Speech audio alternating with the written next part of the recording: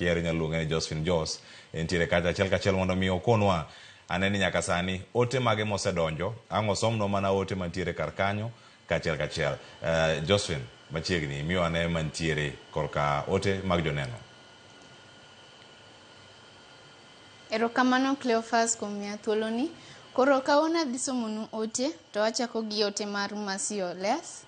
To owacho niya, mano en koso pesa mano en koso pesa gi ekonomi masani jonyuol kale e matek sana. Mano Masi Oles wacho. Kasto an gi Jesinta owacho niya, moko be wacho ni early pregnancy mato sana timre Oyugis. Early pregnancy timre Oyugis sana. Mano Jesinta wacho.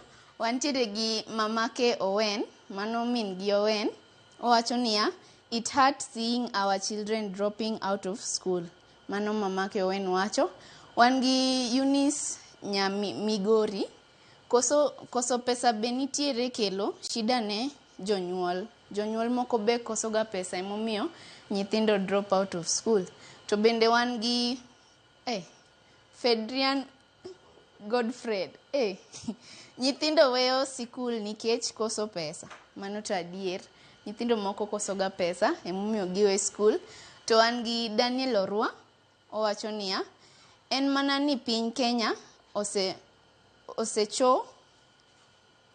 osecho e tipo mar dhier.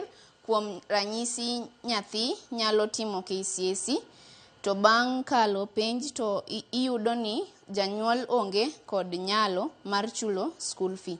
Mano to adier. Erokamano Cleophas kuom miya thuoloni.